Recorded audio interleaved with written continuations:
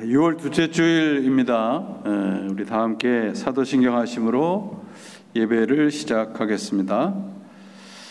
전능하사 천지를 만드신 하나님 아버지를 내가 믿사오며 그 외아들 우리 주 예수 그리스도를 믿사오니 이는 성령으로 잉태하사 동정녀 마리아에게 나시고 본디오 빌라도에게 고난을 받으사 십자가에 못 박혀 죽으시고 장사한 지 사흘 만에 죽은 자 가운데서 다시 살아나시며 하늘에 오르사 전능하신 하나님 우편에 앉아 계시다가 저리로서 산자와 죽은 자를 심판하러 오시리라.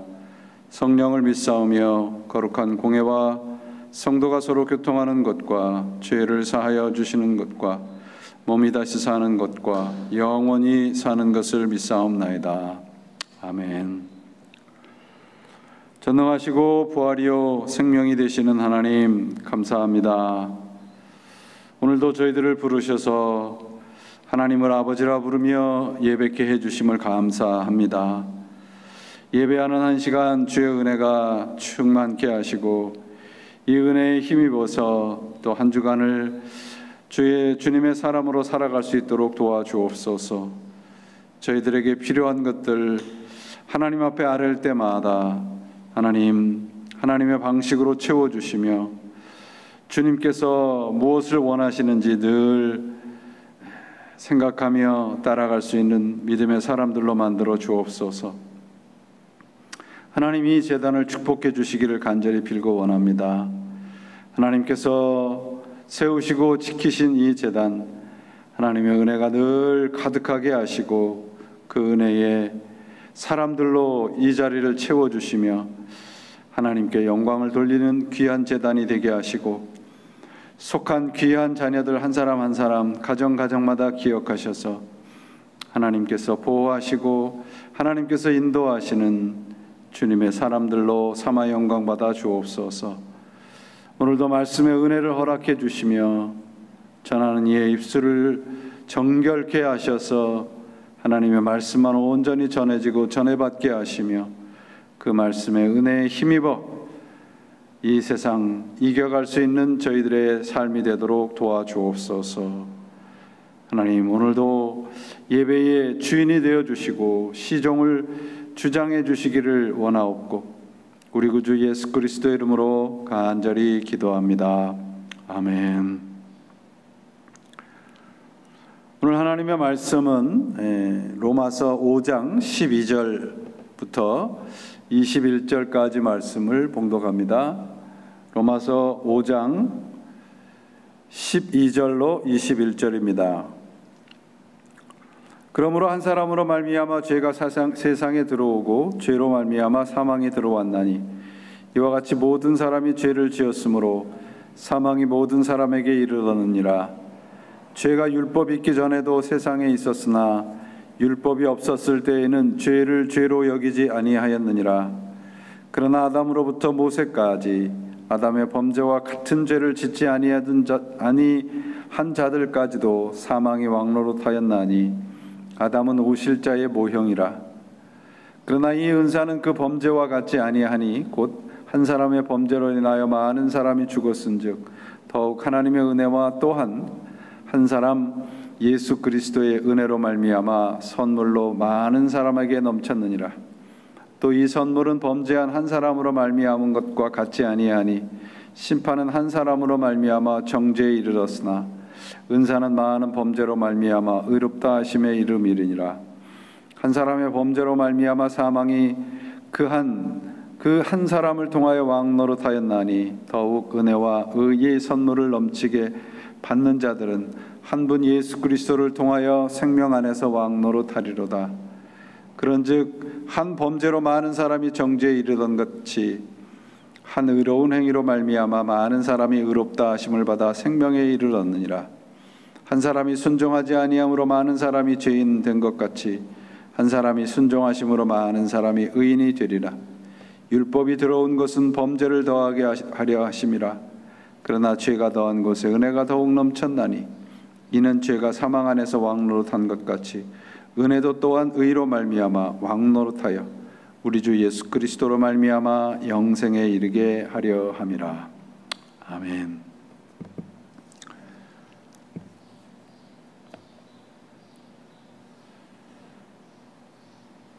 우리들이 하나님의 말씀이 귀하다는 생각들을 많이 합니다. 그런데 그게 왜 귀한지, 무엇이 귀한지를 간과하는 경우들이 참 많습니다. 이 말씀은 말씀으로서의 그 가치를 알 때 비로소 그것이 생명으로 우리들에게 다가오게 됩니다. 곧 말씀에 담겨 있는 생명을 발견했을 때만 그것이 귀하고 은혜의 말씀이 됩니다. 내 마음과 내 귀가 즐겁다고 해서 그것을 귀하다고 할 수는 없습니다. 현대의 많은 사람들이 말씀의 존귀함과 가치를 하나님 안에 있는 생명을 기준으로 찾는 것이 아니라 우리 자신의 감정을 기준으로 찾는 경우들이 많습니다. 곧 내 마음에 와닿고 내 마음을 흡족하게 하고 뭔가 위로가 될 때에, 그리고 내 생각과 맞아 떨어질 때 참 은혜를 받았다, 귀하다, 그렇게 생각을 합니다. 그렇게 되면 하나님의 말씀이 어떤 사람에게는 은혜가 되지만 어떤 사람에게는 또 은혜가 되지 않는 냉랭한 말씀으로 다가가게 되는 수밖에 없습니다. 예를 들어서 도덕적인 것에 관심을 둔 사람은 도덕적인 설교를 했을 때는 은혜가 돼요. 또 어떤 선교나 전도에 관심을 가진 사람은 선교나 전도에 포커스를 맞춘 설교를 들으면 은혜스럽다, 그렇게 얘기를 합니다. 그 외의 경우들은 그 말씀에 대해서 우리가 내 생각과 다를 때는 그 말씀을 제대로 받아들이지 못해요. 그래서 아마 많은 교회들이 그 많은 사람들이 가지고 있는 각자의 구미에 맞는 설교들을 하려고 애를 쓰는지도 모르죠. 그 말씀의 가치는요, 내 감정을 가지고 분별해서는 안 됩니다. 왜냐하면은 내 감정이라는 자체가 벌써 내 중심이 되기 때문에 그래요. 말씀을 받는 사람에 의해서 이해되는 방향이 전혀 달라지게 되는 것을 우리가 제대로 알아야 됩니다. 하늘에 속한 사람은 하늘에 속한 말씀들을 사모하게 되죠. 땅에 속한 사람은 땅에 속한 말씀을 사모할 수밖에 없습니다. 말씀을 보고 받아들일 때 그것이 내 생각과 구미에 맞는 말을 성경으로 이해를 해서는 안 될 것입니다. 오늘 본문에도 나와 있죠. 오늘 21절에 보시면 죄가 사망 안에서 왕노릇하듯이 은혜가 우리 안에서 왕노릇했다. 의로 말미암아 왕노릇했다. 그럼 은혜가 무엇입니까? 은혜는 죽음을 이기는 능력입니다. 죽음을 이기지 못한 은혜는 은혜라 할 수 없죠. 그러므로 은혜는 내 기분에 좋고 내 마음에 맞는 것이라고 할 수 없습니다. 그 은혜는 우리 안에 하늘의 생명을 가지고 부수고 들어와요. 내 구미에 맞지 않아요. 전부 다. 우리는 하늘의 것을 갖고 태어나지 않았기 때문에 그렇습니다. 우리가 가지고 있고 우리가 추구하는 모든 것들을 밀어냅니다. 빛이 들어오면 어둠이 밀려나듯이 은혜가 우리 안에 들어왔을 때 어두운 것들은 다 물러나게 됩니다. 그래서 내 안에 갈등이 일어나고 충돌이 일어나는 거예요. 하나님의 말씀이 들어왔는데 내 마음이 이렇게 갈등이 일어나고 충돌이 일어날 때 이거는 은혜가 아니라고 생각해서는 안 됩니다. 바로 그것이 은혜라고 하는 것이죠. 생명의 말씀은 우리 영혼을 부수고 들어옵니다. 오늘의 이 말씀이 생명의 말씀으로 빛과 같이 어둠을 부수는 그 빛과 같이 우리 영혼 안에 들어오는 그런 은혜의 말씀이 되시기를 바랍니다. 로마서 5장 전체의 주제는 구원에 대한 확신입니다. 우리가 구원에 대한 확신은 두 가지를 말하는데 내가 구원을 받았나 안 받았나, 그것이 첫 번째고요. 그러니까 내가 죄인에서 의인으로 신분이 바뀌었는가 그렇지 않은가, 그게 첫 번째 확인이고, 두 번째는 내가 받은 구원이 영원히 계속이 되고 그게 최종적인 것인가. 오늘날 대부분의 교회들은 우리 신분이 바뀐 것에 대한, 곧 내가 구원을 받았나 안 받았나에 대한 확인에 모두가 초점을 맞추고 있습니다. 특별 집회나 어떤 부흥회를 통해서 그런 것들만 확인해요. 아, 내가 구원받았다, 내가 합격했다. 그런데 우리가 그리스도인으로 신자로서 확인해야 될 것은 내가 구원을 받았나 안 받았나, 합격했나 안 했나, 그거를 확인할 것이 아니라 지금 내가 구원을 받은 자로서의 그 받은 구원이 최종적인 것인가, 내가 뭔가를 잘못하고 내가 뭔가를 하나님에게 어긋나게 하면 내가 받은 구원이 취소되는가, 아니면 그렇지 않은가, 이거 확인해야 되는 겁니다. 지난 주일날 말씀드렸잖아요. 하나님이 우리가 아주 형편없었을 때, 하나님 앞에 악질적이었을 때, 구원에 대해서 전혀 감각이 없었을 때 하나님이 우리를 위해서 죽어주심으로 구원을 허락하셨다. 그러니까 하나님이 시작하셨다는 거예요. 그러므로 하나님이 시작한 것에 그 구원이라고 하는 것은 포기하거나 취소되지 않는다는 거 확인을 했습니다. 오늘 말씀은 바로 그 사실에 대한 증명이에요. 아담과 예수님을 이제 등장을 시켜서 대조하심으로 우리가 받은 구원이 최종적이다, 그 확신에 대한 증명을 해주고 있습니다. 사실은 오늘 본문이 그 로마서에서도 그렇고 성경 전체에서 가장 어려운 부분이에요, 해석하기가. 오늘 본문의 말씀은 우리 신학계에 엄청난 파장을 그리고 영향을 가져온 그런 내용입니다. 그 대표 원리라고 하죠. 대표 원리. 한 사람 때문에 죄와 사망이 왔고 또 한 사람 때문에 생명, 영원한 생명이 왔다는 것이에요. 고린도전서에도 사도 바울이 15장 21절에 한 사람으로 말미암아 죽음이 왔으니 또 한 사람으로 말미암아 죽은 사람의 부활도 옵니다. 그렇게 대표 원리를 말하고 있습니다. 오늘 본문을 이해하기 위해서는 유대인들이 가지고 있는 생각, 사상을 좀 이해할 필요가 있어요. 하나는 공동일치 사상입니다.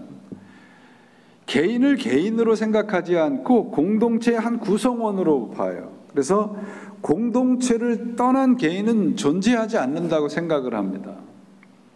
그래서 여호수아 7장에 보면은 이스라엘 백성이 그 전쟁을 통해서 승리하죠. 그 승리를 하면서 패자들에게 뺏어온 그 노략물이죠.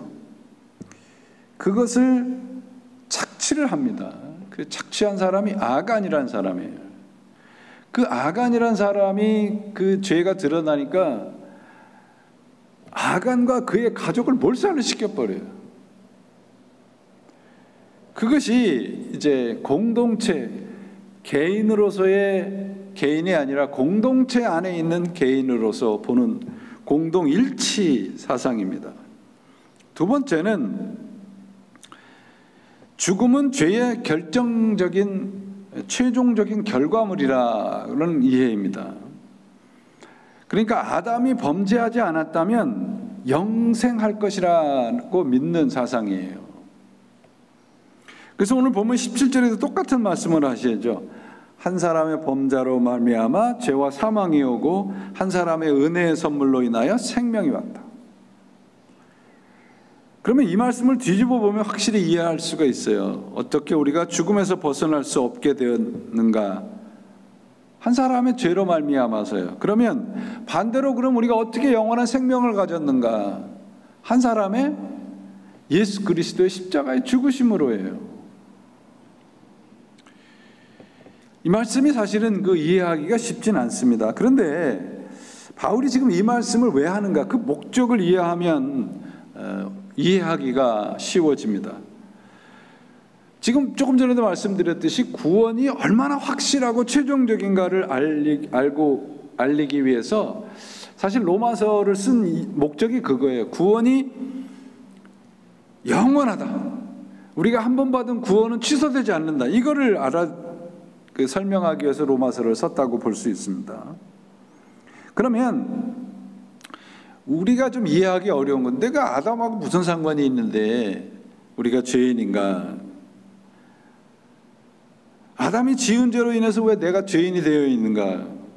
그럼 우리 스스로에게 이렇게 물어봐야 돼요. 그러면 우리가 영원한 생명을 받기를 원하십니까? 그러면 천국 가기를 원하십니까? 그런 질문에 우리의 대답이 만약에 yes라 그러면 오늘 설명은 간단해집니다. 구원이 뭡니까? 하나님이 우리가 예수 그리스도를 통해서 주신 구원이란 우리가 한 일에 대한 대가가 아니잖아요. 우리가 한 일이 하나도 없는데 예수님을 통해서 하나님에 속한 모든 것이 나에게 주어진 사건이 구원입니다. 그러니까 아담과 예수님이 우리의 대표인 거예요. 14절에 보면 아담은 오실 자의 모형, 모델이라는 뜻이죠. 오실 자라고 하는 건 예수님을 뜻하죠. 그러면 아담은 예수님의 모델이라는 거예요. 둘 다 공통점이 있어요. 고린도전서 15장에서도 그 사도 바울이 그렇게 얘기를 해요. 기록된 바 첫사람 아담은 산 영이 되었다함과 같이 마지막 아담은 살려주는 영이 되었나니 그러나 먼저는 신령한 자가 아니요 육 있는 자요 그 다음은 신령한 자니라. 첫사람은 땅에서 났으니 흙에 속한 자이거니와 둘째 사람은 하늘에서 났다. 첫사람은 흙에서 왔지만 둘째 사람은 하늘에서 왔다. 그럼 예수님을 뭐라고 표현하고 있어요? 둘째 아담이라고 표현하고 있습니다. 이게 이제 대표 원리예요. 아담은 우리의 대표, 죄의 대표고요. 예수님은 생명의 대표인 겁니다. 그러니까 우리가 아담에 속해 있으면 죄에 속해 있는 것이고 예수님에 속해 있으면 생명에 속해 있는 것이에요. 그러니까 죄와 생명이라는 것은 내가 어디에 속해 있느냐로 인해서 결정이 된다라고 하는 겁니다. 우리가 왜 죄인인가? 죄인이라는 확실한 증거가 무엇입니까? 죽음이죠, 죽음. 죽지 않은 사람이 없잖아요. 우리 모두는 그래서 죄인입니다.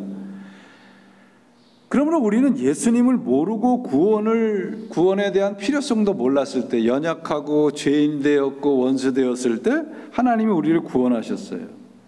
아담 안에 일어났던 모든 것, 죄와 죽음을 모두 물려받을 수밖에 없었듯이 예수 그리스도를 통해서 하나님에 속한 모든 것을 물려받았단 말이에요.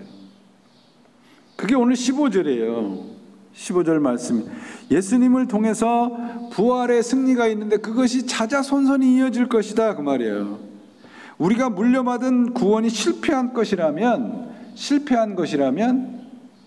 우리가 받은 구원이 실패한 것이라면 예수님이 실패하는 것이에요. 우리가 죄와 사망에 있다고 하는 것이 확실한 것이라면 우리가 아담에 속해 있는 것도 확실한 것이잖아요. 마찬가지로 예수님을 통해서 받은 구원이 최종적이고 확실한 것이라면 그 예수님이 우리의 주인이 된다는 건 더 확실하잖아요. 그래서 바울은 실패하거나 취소하지 않는 구원, 영원하고 확실한 구원을 설명하기 위해서 아담과 예수를 대조해서 우리들에게 설명하고 있습니다. 이걸 좀 더 쉽게 이해를 하려면 족보를 이해하시면 돼요. 우리가 구원받은 게 뭐예요? 아담의 족보에서 예수님의 족보로 옮겨진 거예요. 내가 왜 아담의 족보에 속해 있어요? 그렇게 항변할 수 있죠. 그러면 이렇게 물어봐야 돼요. 당신은 죽지 않습니까? 죽는다면 우리는 아담에 속해 있는 거예요. 우리가 죽음을 넘어설 수 없다면 우리는 죄가 없는 존재가 아닌 거예요. 그래서 뭐가 바뀌어야 돼요? 혈통, 족보가 바뀌어야 됩니다. 잘 아시듯이 창세기 5장에 아담의 족보가 기록이 되어 있죠. 창세기 가지고 말씀드렸을 때 이 말씀을 한 기억이 있습니다. 아담에서부터 노아에 이르는 그 족보가 나오는데 평균 그 생존 연령이 900세가 넘죠. 아담이 930, 셋이 912세, 무드셀람 969. 이걸 읽으면서 많은 사람들이 어떻게 그때는 이렇게 오래 살 수 있었는가? 왜 지금은 그렇게 오래 못 사는가? 성경의 핵심은 오래 사는 것에 있지 않습니다. 이 900년을 살았던 1000년을 살았던 이들과 우리의 공통점이 있어요. 죽음이에요, 죽음. 오래 살았다 해서 안 죽는 것이 아니죠. 하나님이 아담에게 뭐라고 했어요? 아담이 그 열매를 따먹었을 때 너는 정녕 죽을 것이다. 왜냐하면 이 열매를 먹었기 때문에. 그래서 창세기 5장에 이 족보를 죽음의 족보라고 해요. 신약 성경 첫 번째 책인 마태복음이 어떻게 시작을 합니까? 예수님의 족보로 시작하잖아요. 그럼 예수님의 족보는 얼마나 오래 살았는지, 누가 어떤 일을 했는지 그런 기록이 없어요. 다 어떻게 돼 있어요? 낳고로 되어 있어요. 생명의 족보라는 거예요. 물론 이 족보에 등장하는 사람들은 역사적으로 육신적으로는 다 죽었습니다. 근데 죽음이라는 것이 무엇입니까? 하나님과 육신의 어떤 숨이 끊어지는 것이 죽음이지만 하나님과의 관계가 영원히 끊어진 것이 죽음이잖아요. 그런데 그들은 영원히 살았다고 말씀하는 건 그들이 육신적으로는 죽었지만 하나님과의 관계가 끊어지지 않았다는 걸 말씀하고 있거든요. 그러면 여러분, 우리는 어디에 속해 있나? 우리의 대표자는 누구냐 말이에요. 그분이 예수님이라면 우리는 어디에 속해 있는 사람들입니까? 생명에 속해 있는 자들입니다. 이게 대표 원리예요. 그래서 오늘 말씀을 통해서 우리가 확인해야 될 것은 뭐냐면 내가 지금 어디에 속해 있느냐 말이에요. 세상에 속해 있는지 아니면 하나님 안에 속해 있는지, 그건 죽음과 생명을 가르는 거예요. 그래서 오늘 말씀을 통해서 이게 참 어려운 말씀인데 이 대표 원리를 통해서 우리가 살펴봐야 될 것은 내가 어떤 한 사람으로 살고 있느냐 말이에요. 아담 한 사람 때문에 죽음이 오고 죄가 왔는데 예수님 한 사람 때문에 생명이 오고 구원이 왔다고요. 성경은 결국 한 사람에 관한 책입니다. 생명의 그 족보에 속한 사람 한 사람들을 보세요. 노아예요, 노아. 모든 사람들이 다 안 될 것이라고 했는데 사람을 만든 것을 후회한 하나님의 그 마음을 알았던 노아는 방주를 짓습니다, 사막에서. 그 한 사람으로 인해서 생명의 계보가 이어가고 있어요. 아브라함도 마찬가지죠. 우상의 가족에서 우상의 집안에서 그 한 사람을 택해서 하나님이 당신의 이름을 아브람이었던 그 아브라함에게 당신의 이름자 한 자를 집어넣으셔 아브라함으로 만드셔서 믿음의 조상으로 만드시잖아요.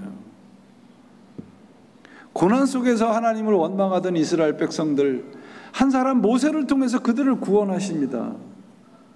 또 한 사람 여호수아를 통해서 당신의 민족들을 가나안으로 데리고 가셔요. 사무엘, 다윗으로 이어져서 결국 그 한 사람들이 이어지면서 어디에서 결론이 납니까? 예수 그리스도로 이어지잖아요. 한 사람의 계보예요, 성경은. 나는 어떤 한 사람에 속해 있느냐, 이것이 중요하다는 말이죠. 아담에 속한 한 사람은 어떤 사람들입니까? 아담. 모든 악한 왕의 기준인 악한 왕의 대표가 누굽니까? 여로보암이에요, 여로보암. 그 사람이 얼마나 악했느냐라고 할 때 한 사람 여로보암의 이름을 들먹인다고요. 예수님을 죽인 자가 누구냐 그랬을 때 지금까지도 우리가 사도신경에서 고백을 하잖아요. 본디오 빌라도입니다. 하나님의 물질을 가지고 거짓말을 했던 사람이 누구냐? 아나니아예요, 아나니아. 한 사람 스탈린으로 인해서 유대인들이 엄청난 고난을 받지 않습니까? 그러나 작은 한 사람 마더 테레사를 통해서 또 슈바이처 박사와 같은 한 사람을 통해서 생명의 계보가 이어지고 있어요. 오래 산 것이 중요한 것이 아니고요. 무슨 큰 일을 성취한 게 중요한 게 아니고 많은 것을 소유한 게 중요한 것이 아니고요. 누구에게 속하여서 어떻게 살았느냐, 이게 중요하다고요. 성경에 있는 인류의 역사는 이처럼 한 사람의 이야기예요. 저는 무슨 신앙을 개인주의적이고 엘리트적인 것으로 갖자, 그것이 아닙니다. 나는 과연 어떤 한 사람인가, 어떤 한 사람으로 살고 있는가, 이 말이에요. 내 가정에서, 내가 일하는 일터에서, 내가 속해 있는 공동체에서 나는 어떤 한 사람인가, 내가 섬기고 있는 교회에서 나는 어떤 한 사람인가요? 어디에 속해서 어떤 사람으로 살고 있는가, 이게 오늘 본문이 우리들에게 도전하는 질문입니다. 그래서 19절에서 보시면 죽음과 심판의 이유를, 아담이 왜 죄의 대표 선수가 됐는가? 불순종했기 때문이라는 거예요. 한 사람의 불순종으로 인해서 많은 사람이 죄인이 됐다고 선포합니다. 불순종이라는 것은 뭐예요? 내가 하나님처럼 되고 싶다는 말인데 그것은 내 마음대로 하겠다는 거죠. 여러분 잘 아듯이 아담이라는 이 단어의 뜻은 뭐냐 그러면 인간이네, 인간. 히브리 말입니다. 흙이에요, 흙. 흙이 하나님처럼 되고 싶었단 말이에요. 사람이기를 포기하고 하나님처럼 행세했던 사람이 아담이에요. 하나님과 상관없이 내가 원하고 내가 좋아하는 것, 내 귀를 즐겁게 하는 것들을 쫓아가는 사람들이 뭐예요? 아담에 속한 사람들인 거예요. 내 것, 내 욕망을 위해서 바쁘게 살아가는 거죠. 아담이 유혹을 받았을 때 그 선악과를 보고서 뭐라 그래요? 보암직도 하고 먹음직도 하고 지혜롭게 될 만큼 탐스러웠단 말이에요. 우리가 쫓아가는 것들이 바로 이런 것들이 아닌가요? 오늘날 모든 것들이 다 이런 것들이에요. 미국에서 이 사이콜로지스트들, 정신과 의사들이 가장 돈을 잘 버는 데가 할리우드라고 그래요. 특별히 거기 그 부촌이 있는 그곳이 정신과 의사들이 가장 많은 정신과 의사들이 자신의 부를 이루는 것이래요. 얼마나 많은가 하면 12명에 한 사람 꼴이래요, 정신과 의사가. 그래도 그들 모두가 호황을 누린다고 합니다. 여러분 우리가 늘 불안해하잖아요. 현대를 불안의 시대라고 얘기하죠. 그 불안을 우리 인간이 정신을 타락시키는 게 세 가지가 있는데 하나는 자기도취, 자아도취, 두 번째가 실용주의, 세 번째가 불안이라고 그래요. 그래서 자기도취, 나르시즘은 두통의 원인이 되고 가슴 통증의 원인이 되고요. 실용주의는 두통의 원인이 되고 불안은 불면증의 원인이 된다는 말도 있어요. 그게 무슨 말인가요, 여러분? 이 세상에 속해 있을 때는 잘 몰라요. 그런데 내가 예수 그리스도에 속해 보니 전에 속해 있던 그곳이 결국은 죽음으로 끝나는구나. 그거 아는 겁니다. 내가 가지고 있는 것을 놓지 않으려고 하는 것은 왜 그래요? 저는 이 현대의 가장 악독한 무신론자는 나를 위해서 아무거나 믿는 사람이라고 생각해요.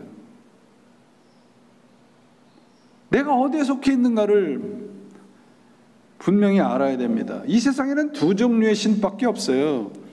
내가 만든 신과 나를 만든 신이에요. 대부분의 사람들은 내가 만든 신을 섬기고 내가 만든 신을 가지고 살아요. 근데 우리는 누굽니까? 나를 만든 하나님 창조주를 믿는 사람들이잖아요. 내가 만든 신을 믿는 한 사람들은 죽음과 고통으로 끝나버려요. 그러나 나를 만드신 그 하나님을 믿는 사람 한 사람은 생명, 영원한 생명의 행복을 누리게 되는 겁니다. 여러분, 그 의라는 단어와 죄라는 단어를 한자로 여러분 파자를 해보시면 오늘 제가 말씀드린 이것이 조금 더 명쾌하게 이해가 되실 겁니다. 의는 말 그대로 바른 관계를 말하죠. 하나님과 나와의 바른 관계, 그게 의로운 관계예요. 그 의자를 파자를 해보면 자할 때 아자와 그리고 양의 목자를 뜻하는 양자가 있습니다. 그러니까 목자를 내가 떠받들고 있는 그 형상이 의라는 거예요. 하나님과 바른 관계라는 거죠. 그게 내 주인이 목자라는 말이에요. 죄는 뭐예요? 하나님과 이 관계가 깨진 거죠. 양 위에 내가 올라가는 거예요. 목자 위에 내가 올라가는 겁니다. 그럼 죄라고 하는 한자를 한번 보세요. 죄라고 하는 한자도 그 넷사자와 안일비자입니다. 그러니까 넷사자 밑에 안일비자가 있어요. 여러분 잘 아시겠죠? 그러면 무슨 말인가요? 죄는 뭐냐면 네 가지 아닌 것을 피하지 않은 것이 죄라는 거예요. 네 가지 아닌 것이 뭐예요? 첫째, 보아서 안 될 것을 보는 것이고, 둘째, 들어서 안 될 것을 듣는 것이고, 셋째, 말하지 않은 것을 말하는 것이고, 넷째, 행하지 않은 것을 행하는 거예요. 그게 죄의 의미입니다. 여러분, 창세기 3장에 아담과 하와가 범죄하는 게 그거잖아요. 사탄의 얘기를 듣고 뱀의 얘기를 듣고 내가 행하지 않아야 될 것들, 하나님 앞에 죄를 짓고 나서 저 사람이 나를 먹게 했습니다. 그게 죄란 말이에요. 여러분, 첫사람 아담은 바로 이 네 가지 아닌 것을 범했단 말이에요. 그래서 하나님과의 바른 관계가 깨어진 겁니다. 하나님과의 바른 관계가 깨어진 게 왜 엄청난 사건인가? 이 세상의 모든 관계가 다 깨져버리는 겁니다. 자연, 사람, 모든 관계가 어그러지는 거예요. 근데 예수 그리스도 안에서는 어떤 것입니까? 하나님의 아들이신 우리들을 부르셔서 어떻게 하신 거예요? 하나님의 아들에 속한 자로 만들어 주셨다고요. 너는 아무것도 모르지만 내가 너를 불러서 내가 너의 대표자가 될게. 그게 구원이라고요. 여러분, 순종의 한 사람으로 바로 생명의 역사가 시작이 되고, 불순종으로 그 한 사람으로 죄와 사망의 역사가 시작이 되는 것입니다. 한 사람으로 충분해요. 여러분, 나 한 사람이면, 여러분, 나로 인해서 나라는 한 사람으로 인해서 소망이 생기고 생명이 일어나고, 또 잘못된 나 한 사람으로 인해서 그것과 반대되는 현상이 나타나게 되는 겁니다. 그 한 사람으로 인해서 상처받고 고통당하고, 또 다른 한 사람으로 인해서 기뻐하고 행복하게 하는 거예요. 오늘 말씀을 통해서 우리 스스로에게 물어봐야 되는 겁니다. 그러면 나는 어떤 한 사람으로 살고 있는, 교회라는 공동체 안에서, 일터 안에서, 가정 안에서 나는 어떤 한 사람인가?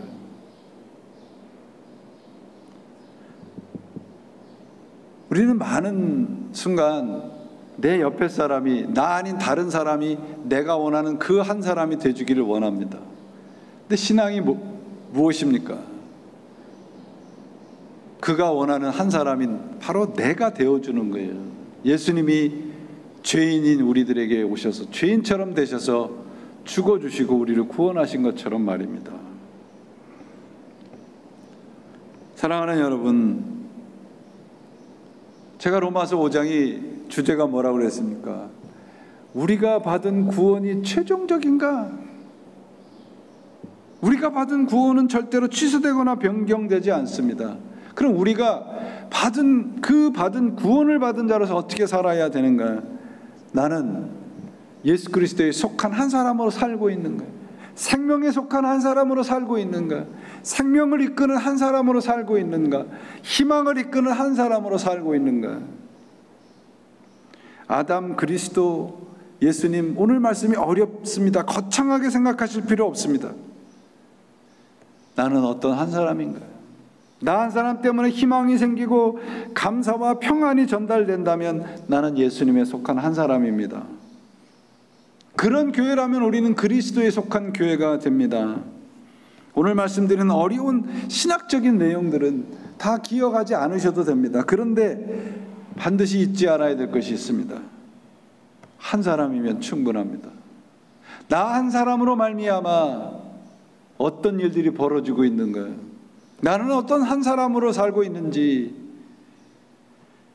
하나님은 군중들을 사용하시지 않습니다. 하나님은 하나님에 속한 한 사람을 사용하십니다. 그 한 사람으로 살아가는 것이 바로 구원의 삶입니다.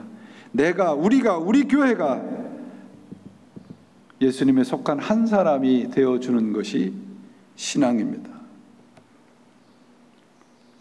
여러분 잘 아시겠지만 함석헌 씨가 쓴 그 사람을 가졌는가라는 시가 있어요. 말리길 나서는 날 처자를 내맡기며 마음 놓고 갈 만한 사람, 그 사람을 그대는 가졌는가? 온 세상 다 나를 버려 마음이 외로울 때에도 저 마음이야 하고 믿어지는 그 사람을 그대는 가졌는가? 탔던 배 꺼지는 시간 구명대 서로 사양하며 너만은 제발 살아다오 할 그 사람을 가졌는가? 불의의 사형장에서 다 죽어도 너희 세상 빛을 위해 저 사람은 살려주거라 할 일러줄 그 사람을 그대는 가졌는가? 잊지 못할 이 세상을 놓고 떠나려 할 때 저 하나 있으니 하며 빙긋이 웃고 눈을 감을 그 사람을 그대는 가졌는가? 온 세상의 찬성보다는 아니하고 가만히 머리 흔들 그 한 얼굴 생각에 알뜰한 유혹을 물리치게 되는 그 사람을 그대는 가졌는가요? 우리 한 사람이 바로 그 사람이 되어주는 것이 예수님에 속한 그리스도인들입니다. 설교를 준비하면서 내내 이 퀘스천이 제 머리를 떠나지 않았습니다. 너는 어떤 한 사람으로 살아오고 있니? 상대방이 나에게 필요한 그 한 사람이 되어주기를 바라면서 살고 있지는 않았는지. 그래서 말씀을 통해서 스스로를 채찍질해 봅니다. 상대방이 내가 원하는 그 한 사람이 되어주기 바라기 이전에 내가 그가 원하는 그에게 필요한 한 사람이 되어준다면 바로 그 자리에서 생명의 역사는 일어나는 것이죠. 생명의 은혜로 충만한 한 사람으로 모두들 살아가시기를 바랍니다. 은혜는 그 능력으로 죄에 속한 모든 것을 부수는 능력입니다. 생명을 누리게 하는 능력입니다. 그 은혜는 하나님의 말씀 안에 있습니다. 세상에 있지 않습니다. 내 기분과 구미에 맞지 않을 것입니다. 그러나 결국 우리를 생명으로 승리하고 생명을 누리게 하는 한 사람으로 만드는 것은 그 말씀의 은혜뿐입니다. 우리 모두 그 은혜를 붙잡으시고 아담의 은혜가 아닌 예수 그리스도로 그분의 은혜로 살아가는 바로 그 한 사람이 되시기를 바랍니다. 그 한 사람으로 말미암아 생명이 일어나는 바로 그 한 사람이 우리 한 사람 한 사람 본인들이 되시는 그런 놀라운 생명의 역사의 터전이 되는 우리 교회와 여러분의 가정 그리고 한 사람 한 사람들이 되시기를 예수님의 이름으로 축원을 드립니다. 기도하시겠습니다. 하나님 아버지 감사합니다. 우리는 어떤 한 사람으로 살고 있습니까? 어디에 속해 있습니까? 참으로 이해하기 어려운 신학적인 논리를 생각하기 이전에 하나님 앞에 우리가 어떤 한 사람으로 살고 있는가를 다시 생각하며 다시 말씀을 붙잡는 우리 한 사람 한 사람들 되도록 도와주시옵소서. 이제는 우리 주 예수 그리스도의 은혜와 하나님 아버지의 사랑과 성령의 감화 감동하심과 교통하심이 하나님 안에서 속하여 예수 그리스도 안에 속하여 성령에 속하여 소망을 나누고 생명을 나누는 그 한 사람으로 살기를 원하는 모든 사람 위에 지금으로부터 영원히 함께 하시기를 간절히 축원하옵나이다. 아멘.